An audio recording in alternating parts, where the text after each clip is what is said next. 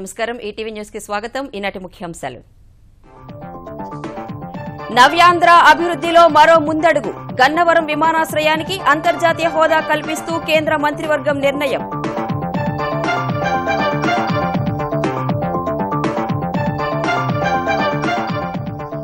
ఆర్థిక లోటు భర్తీపై మరోసారి కేంద్రానికి చంద్రబాబు విజ్ఞప్తి 2 ఏళ్ల నిధులు ఒకేసారి ఇవ్వాలని వినతి రాజధాని నిధులపై జైట్లీతో చర్చ విజయవాడలో మరో 7 ఐటీ సంస్థలు ప్రారంభం 1650 మందికి ఉపాధి లభిస్తుందన్న లోకేష్ 2 ఏళ్లలో 6 లక్షల ఉద్యోగాలకు హామీ తెలంగాణలో 10వ తరగతి ఫలితాలు విడుదల 84.15% మంది ఉత్తీర్ణత మరోసారి పైచేయి సాధించిన బాలికలు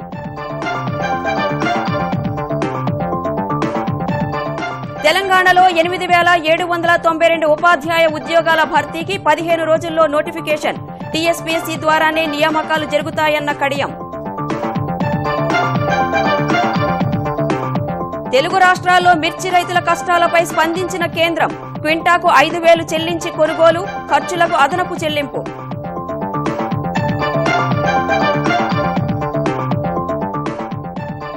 దాదాసాహెబ్ ఫాల్కే పురస్కారం అందుకున్న కళా తపస్వి తల్లిదండ్రులకు అంకితమిస్తున్నట్లు రాష్ట్రపతి సమక్షంలో విశ్వనాథ్ ప్రకటన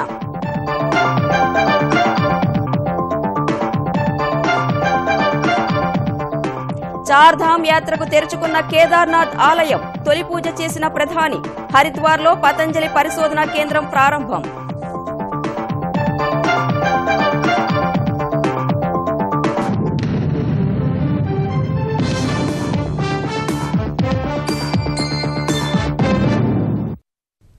నవ్యాంధ్ర రాజధాని అమరావతికి మరో గుర్తింపు లభించింది విజయవాడ శివారులోని గన్నవరం విమానాశ్రయానికి అంతర్జాతీయ హోదా కల్పించే ప్రతిపాదనకు కేంద్ర మంత్రిమండలి ఆమోదం తెలిపింది ఢిల్లీలో ప్రధాని మోదీ నేతృత్వంలో సమావేశమైన కేంద్ర మంత్రివర్గం బ్యాంకుల్లో పేరుకుపోయిన నిరర్ధక ఆస్తుల సమస్య పరిష్కారానికి బ్యాంకింగ్ చట్టానికి సవరణలు చేస్తూ రూపొందించిన ఆర్డినెన్స్ కు ఆమోదం తెలిపింది దాదాపు 6 లక్షల కోట్ల రూపాయల నిరర్ధక ఆస్తులతో ప్రభుత్వ రంగ బ్యాంకులు సతమతమవుతున్న నేపథ్యంలో ఈ కీలక నిర్ణయాన్ని మంత్రిమండలి తీసుకుంది ఈ ఆర్డినెన్స్ వివరాలను ఆర్థిక మంత్రి జైట్లీ పూర్తిగా వివరించలేదు రాష్ట్రపతి ఆమోదం లభించగానే ఈ వివరాలు వెల్లడించే అవకాశం ఉంది మరోవైపు జాతీయ ఉక్కు విధానాన్ని మంత్రివర్గం ఆమోదించింది ఈ విధానం వల్ల ఉక్కు రంగంలో 10 లక్షల కోట్ల రూపాయల పెట్టుబడులు వచ్చే అవకాశం ఉందని కేంద్రం అంచనా వేస్తోంది ఆగ్రో మెరైన్ ప్రాసెసింగ్ పథకానికి కూడా ఆమోదముద్ర వేసింది 6,000 కోట్ల వ్యయంతో ఈ పథకాన్ని అమలు చేయనున్నారు 7వ వేతన సంఘం సిఫార్సుల్లో మార్పులకు కేంద్ర మంత్రివర్గం పచ్చజెండా ఊపింది చౌకధరల దుకాణాల ద్వారా 2.5 కోట్ల మంది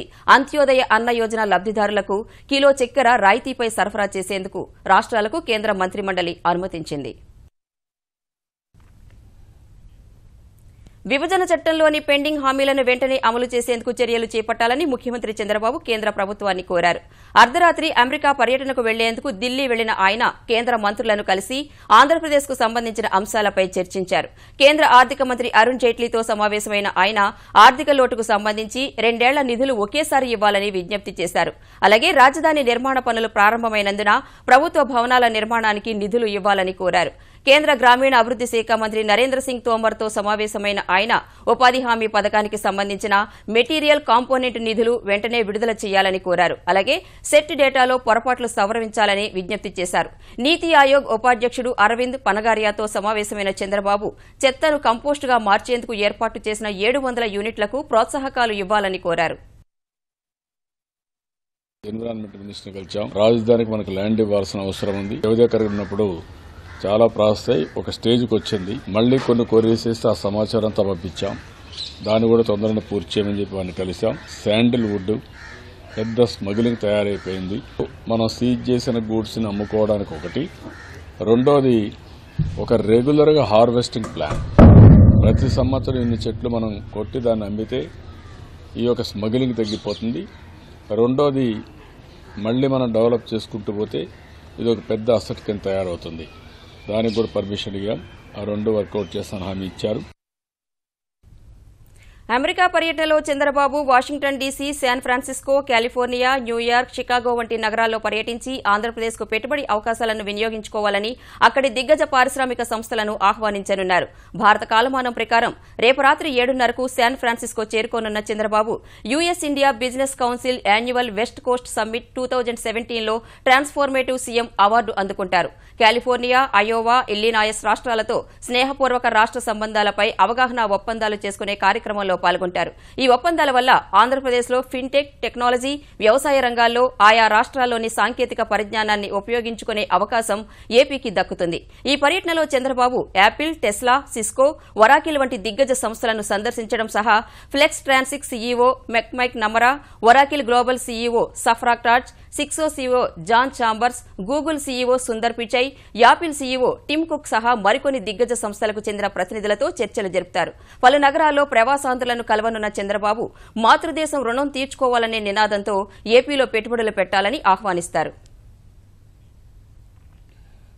తెలంగాణలో ప్రకటించిన 10వ తరగతి ఫలితాల్లో బాలికలే పైచేయి సాధించారు. మొత్తం 5,33,701 మంది విద్యార్థులు పరీక్షలు రాస్తే అందులో 84.15% మంది ఉత్తీర్ణత సాధించారు. పరీక్షలు రాసిన వారిలో 5,07,938 మంది రెగ్యులర్ విద్యార్థులు కాగా 25,763 మంది ప్రైవేటు విద్యార్థులు ఉన్నారు. రెగ్యులర్ విద్యార్థుల్లో బాలికల ఉత్తీర్ణత శాతం 85.37 కాగా బాలుర ఉత్తీర్ణత శాతం 82.95గా ఉంది. సచివాలయంలో ఫలితాలను విడుదల చేసిన ఉప ముఖ్యమంత్రి కడియం శ్రీహరి గతేడాది కంటే 1.4% ఉత్తీర్ణత తగ్గిందని చెప్పారు. 2005 పాఠశాలలు 100% ఉత్తీర్ణత సాధించాయన్న కడియం 20 ప్రైవేట్, 1 ప్రభుత్వ, 5 అనుబంధ, 2 జెడ్పీ పాఠశాలల్లో ఒక్క విద్యార్థి కూడా ఉత్తీర్ణత సాధించలేదని చెప్పారు. 97.35% ఉత్తీర్ణతతో జగిత్యాల జిల్లా ప్రథమ స్థానంలో నిలిచిందన్న మంత్రి 93.73%తో కరీంనగర్ రెండో స్థానం, 93.56%తో జనగామ మూడో స్థానం, 93.48%తో వరంగల్ పట్టణ జిల్లా నాలుగో స్థానంలో నిలిచిందన్నారు. 64.81%తో వనపర్తి జిల్లా చివరి స్థానంలో ఉందని శ్రీహరి వెల్లడించారు.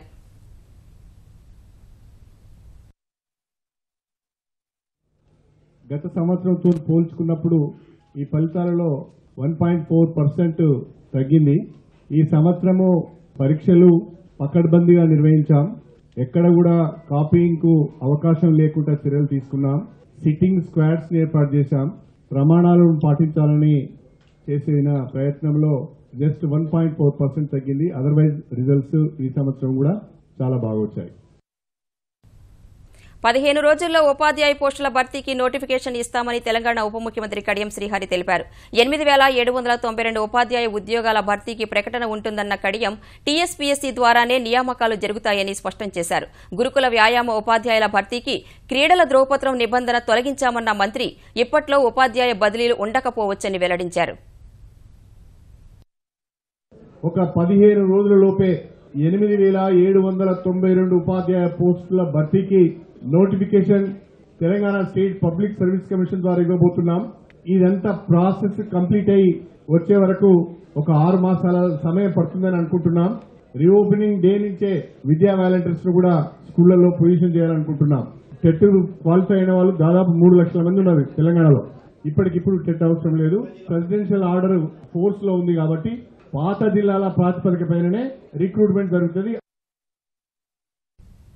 కేంద్ర మంత్రి వెంకయ్యనాయుడు చొరవతో తెలుగు రాష్ట్రాల మిర్చి రైతులకు అతిపెద్ద ఊరటనిచ్చే నిర్ణయాన్ని కేంద్రం తీసుకుంది. ధర లేక వ్యాపారుల దోపిడీతో దిక్కుతోచని స్థితిలో పడిపోయిన కర్షకులు వచ్చిన ధరకే పంటను అమ్ముకోవాల్సిన దుస్థితిని కేంద్ర వ్యవసాయ మంత్రి రాధామోహన్ సింగ్ దృష్టికి వెంకయ్యనాయుడు తీసుకువెళ్లారు. ఇరు రాష్ట్రాల్లో మిర్చి దిగుబడి గతేడాది కంటే 10% పెరగడం, ధర 10% పైగా పతనం కావడంతో మార్కెట్ ఇంటర్వెన్షన్ స్కీమ్ ద్వారా మిర్చి కొనుగోలు చేయాలని వ్యవసాయ శాఖ నిర్ణయించింది. ఈ పథకం కింద ఇరు రాష్ట్రాలు వివిధ ప్రభుత్వ ఏజెన్సీల ద్వారా మిర్చిని రైతుల నుంచి కొంటే వాటిల్లే నష్టాన్ని కేంద్ర రాష్ట్ర ప్రభుత్వాలు చెరిసగం భరిస్తాయి. మధ్యవర్తుల నుంచి కొనుగోలు చేస్తే మాత్రం కేంద్రం బాధ్యత వహించదు. మార్కెట్ ఇంటర్వెన్షన్ స్కీమ్ కింద ఆంధ్రప్రదేశ్లో 88,300, తెలంగాణలో 34,700 మెట్రిక్ టన్నుల మిర్చిని కొనుగోలు చేయాలని కేంద్ర వ్యవసాయ శాఖ ఆదేశాలు జారీ చేసింది.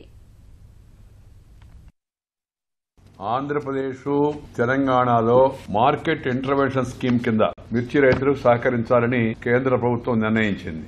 ఈ మార్కెట్ ఇంటర్వెన్షన్ ప్రైజ్ ఏదైతే ఉందో అది 5,000 రూపాయలుగా క్వింటాల్కి నిర్ణయించడం జరిగింది. Packing material, loading, unloading, commission, transportation వీటన్నిటి కలిపి ఓవర్ హెడ్ ఎక్స్పెన్సెస్ కింద 1,250 రూపాయలు. ఇవి వెంటనే అమలులోకి వచ్చాయి. దీని విషయంలో అయ్యే ఖర్చు అవుతుందో ఆ ఖర్చుని అటు ఆంధ్రప్రదేశ్ మరియు కేంద్ర ప్రభుత్వం, ఇటు తెలంగాణ రాష్ట్రం మరియు కేంద్ర ప్రభుత్వం 50% కింద నష్టం వస్తే ఆ నష్టాన్ని భరించాలని చెప్పని నిర్ణయించడం జరిగింది. ఈ స్టేట్ ఏజెన్సీ ద్వారా దీన్ని అమలు చేయడం జరుగుతుంది. అయితే మిర్చి రైతులను ఆదుకునేందుకు కేంద్రం ప్రకటించిన ధర సరిపోదని ముఖ్యమంత్రి చంద్రబాబు ఢిల్లీలో వ్యాఖ్యానించారు. ధర మరింత పెంచాలన్నారు. గవర్నమెంట్ ఆఫ్ ఇండియా చెప్పింది ఏంటంటే 5,000 రూపాయల మాక్సిమం ప్రైస్ పెట్టుకుని మీరు కొనండి, నష్టం వస్తే 50% వేసుకుందాం అంటున్నారు. 5,000 రూపాయలు రైతుకు గిట్టుబాటు కాదు. ఇంకే మేమేమంటున్నాం అంటే 8,000 రూపాయలు పెట్టుకొని 500 రూపాయలు ఇచ్చాం, దీంట్లో మీరు 50% ఇవ్వండి, మేము 50% ఇస్తామని గవర్నమెంట్ ఆఫ్ ఇండియాతో మాట్లాడుతున్నాం. గవర్నమెంట్ ఆఫ్ ఇండియా వర్కౌట్ చేయాలి. దేశ చలనచిత్ర పరిశ్రమలో అత్యంత ప్రతిష్టాత్మక దాదాసాహెబ్ ఫాల్కే పురస్కారాన్ని కళా తపస్వి దర్శకుడు కె విశ్వనాథ్ స్వీకరించారు. ఢిల్లీలోని రాష్ట్రపతి భవన్లో జరిగిన అవార్డుల ప్రదానోత్సవ కార్యక్రమంలో రాష్ట్రపతి ప్రణబ్ ముఖర్జీ చేతుల మీదుగా అవార్డు అందుకున్నారు. విశ్వనాథ్ అవార్డు స్వీకరిస్తున్న సమయంలో రాష్ట్రపతి భవన్ కరతాళ ధ్వనులతో మారుమోగింది. ఈ సందర్భంగా విశ్వనాథ్ సతీమణి ఉద్విగ్నతకు లోనయ్యారు.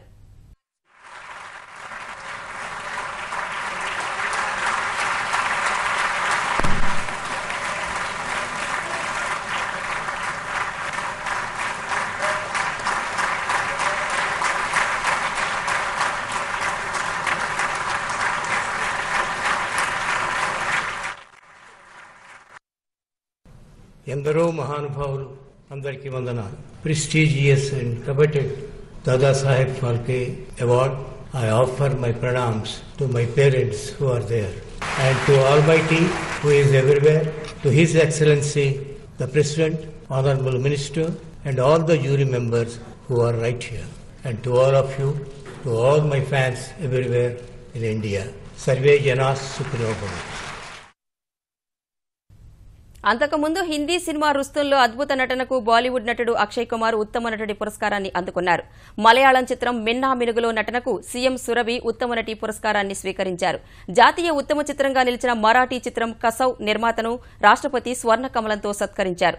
ఉత్తమ గాయకుడిగా సుందర్ అయ్యర్, ఉత్తమ గాయనిగా ఇమాన్ చక్రవర్తి జాతీయ పురస్కారాలు అందుకున్నారు.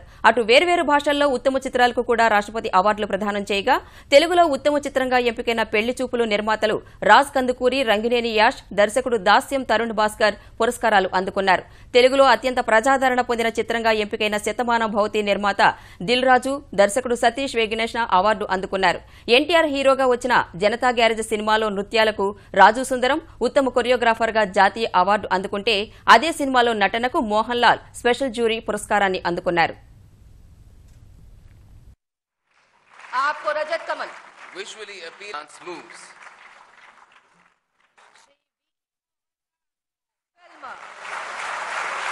मुदिरी कल्ली बक्कल, तालिल कक्कू कंबोल, जनता गराज और पुल्ले मुरुगन के लिए रजत कमल. సముద్ర మట్టానికి 11,000 అడుగుల ఎత్తున హిమాలయ పర్వత శ్రేణుల్లో ఉన్న ప్రముఖ పుణ్యక్షేత్రం కేదార్నాథ్ను ప్రధాని నరేంద్ర మోదీ దర్శించుకున్నారు. 6 నెలల విరామం అనంతరం చార్ధామ్ యాత్రికుల కోసం ఆలయ ద్వారాలు తెరుచుకోగానే మోదీ తొలి పూజ చేశారు. 28 ఏళ్ల తరువాత కేదారనాథుని దర్శించుకున్న ప్రధానిగా రికార్డు నమోదు చేసిన మోదీ స్వామికి ప్రత్యేక పూజలు చేశారు. పరమ పవిత్రమైన చార్ధామ్ యాత్రలో భక్తులు దర్శించుకునే పుణ్యక్షేత్రాల్లో ఒకటైన కేదార్నాథ్ ఆలయం 6 నెలల శీతాకాల విరామం తర్వాత ఇవాళ తెరుచుకుంది. ఉదయం 8:50 ఆలయ ద్వారాలు తెరుచుకోగా అరగంట తరువాత అక్కడికి చేరుకున్న ప్రధాని నరేంద్ర మోదీ పరమశివుని దర్శించుకున్నారు. సైనిక హెలికాప్టర్లో కేదార్నాథ్ చేరుకున్న ప్రధాని హెలీప్యాడ్ నుంచి నేరుగా 100 ఏళ్ల చరిత్ర ఉన్న ఆలయానికి చేరుకున్నారు. శివునికి ప్రీతిపాత్రమైన రుద్రాభిషేకం నిర్వహించారు. మోదీ వెంట ఉత్తరాఖండ్ గవర్నర్ కేకే పాల్, ఆ రాష్ట్ర ముఖ్యమంత్రి త్రివేంద్ర సింగ్ రావత్ ఉన్నారు.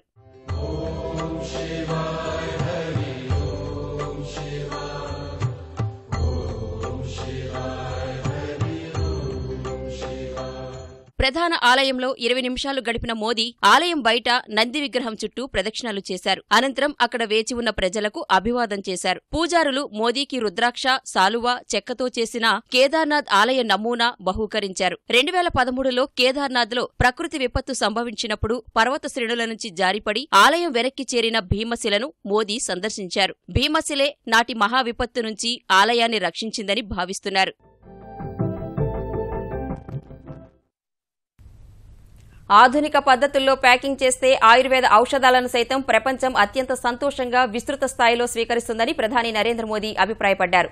హరిద్వార్లో ప్రముఖ యోగా గురువు బాబా రామ్దేవ్ కు చెందిన పతంజలి యోగా పీఠం నిర్మించిన పతంజలి పరిశోధనా కేంద్రాన్ని ఆయన ప్రారంభించారు.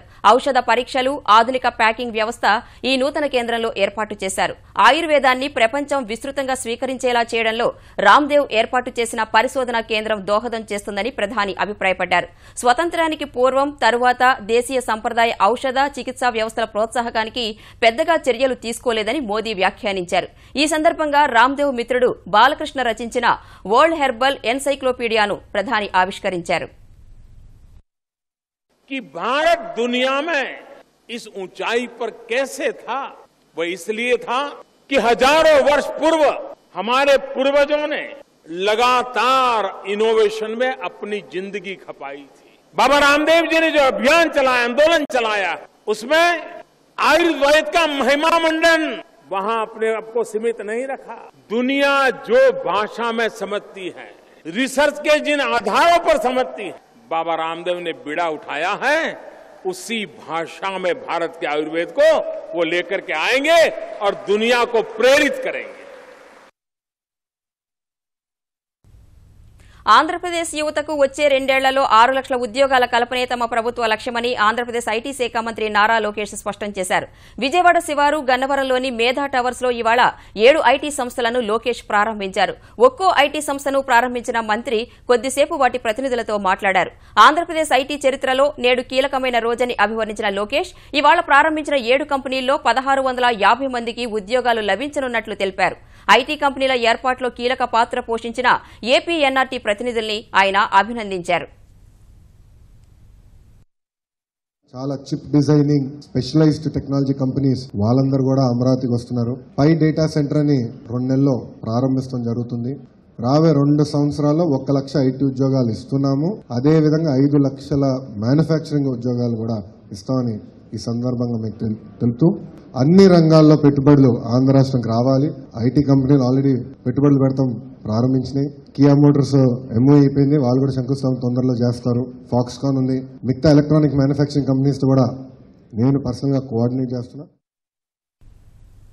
ఆంధ్రప్రదేశ్లో విద్యుత్ సరఫరా, పంపిణీ వ్యవస్థను ఆధునీకరించేందుకు ఆసియా మౌలిక వనరుల పెట్టుబడి బ్యాంక్ ఏఐఐబి $160 మిలియన్ రుణం ఇచ్చేందుకు అంగీకరించింది. దేశంలోని ప్రజలందరికీ నాణ్యమైన, తక్కువ వ్యయంతో విద్యుత్ పంపిణీ చేయడానికి 2014లో కేంద్రం ప్రవేశపెట్టిన పథకంలో భాగంగా ఆంధ్రప్రదేశ్లో విద్యుత్ సరఫరా, పంపిణీ వ్యవస్థను మెరుగుపరిచేందుకు ఈ రుణాన్ని ఇస్తున్నట్లు ఏఐఐబి అధ్యక్షుడు జిన్ లికన్ ఓ ప్రకటనలో తెలిపారు.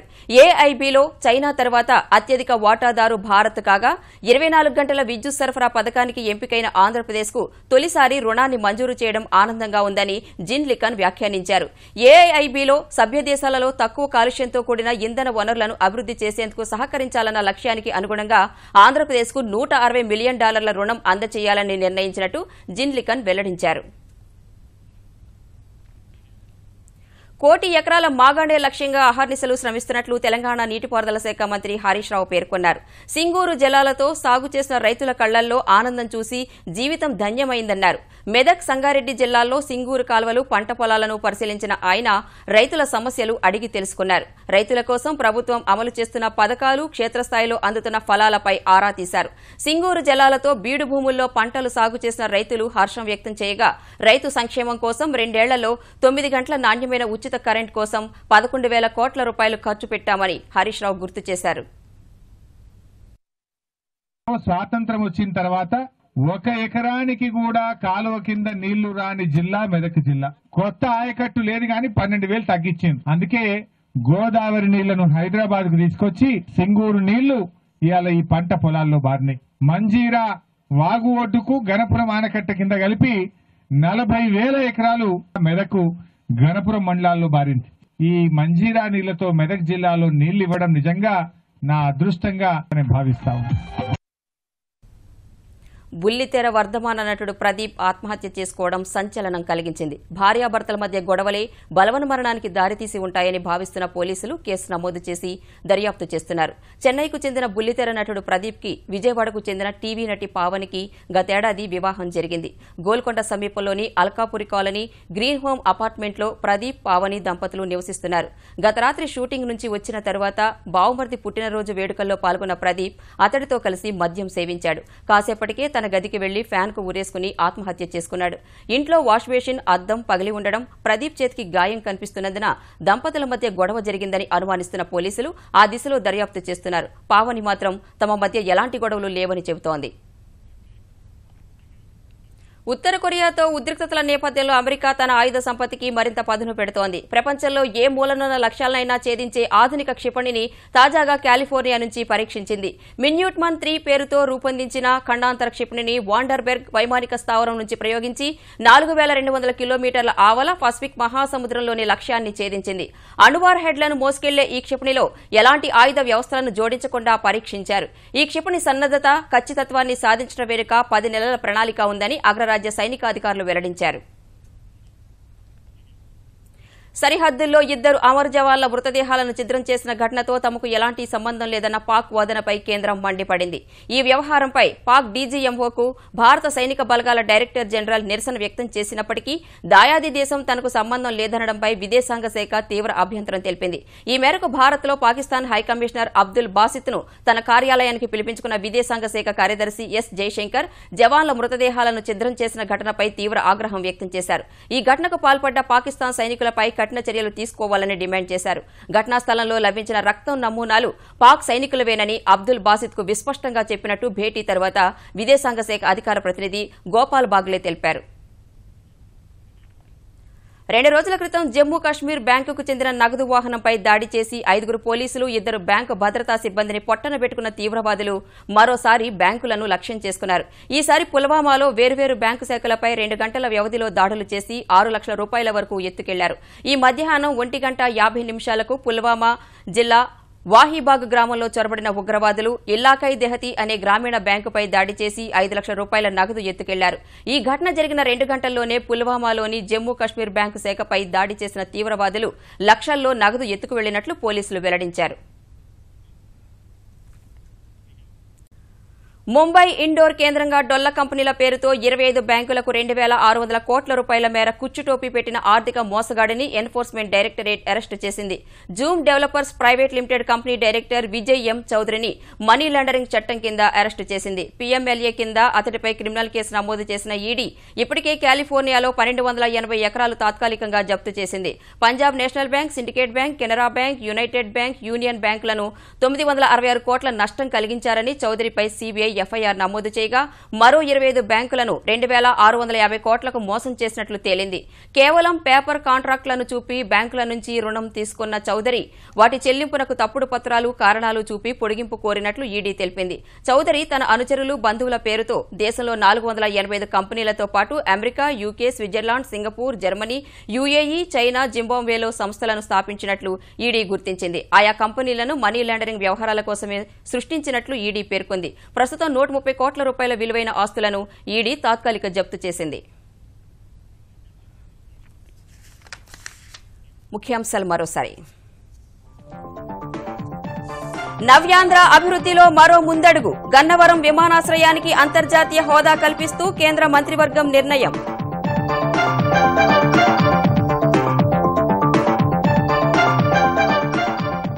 ఆర్థిక లోటు భర్తీపై మరోసారి కేంద్రానికి చంద్రబాబు విజ్ఞప్తి, 2 ఏళ్ల నిధులు ఒకేసారి ఇవ్వాలని వినతి, రాజధాని నిధులపై జైట్లీతో చర్చ.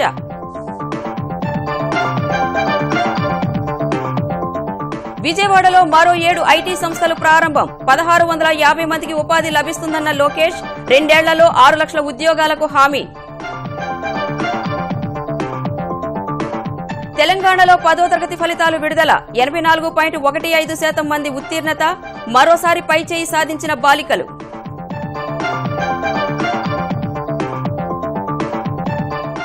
తెలంగాణలో 8,792 ఉపాధ్యాయ ఉద్యోగాల భర్తీకి 15 రోజుల్లో నోటిఫికేషన్, టీఎస్పీఎస్సీ ద్వారానే నియామకాలు జరుగుతాయన్న కడియం.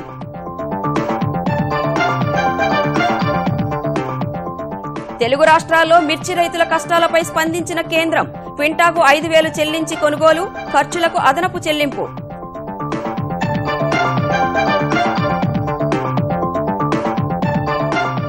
దాదాసాహెబ్ ఫాల్కే పురస్కారం అందుకున్న కళా తపస్వి తల్లిదండ్రులకు అంకితమిస్తున్నట్లు రాష్ట్రపతి సమక్షంలో విశ్వనాథ్ ప్రకటన.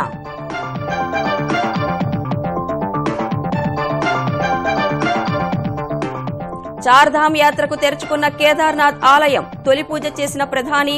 హరిద్వార్లో పతంజలి పరిశోధనా కేంద్రం ప్రారంభం.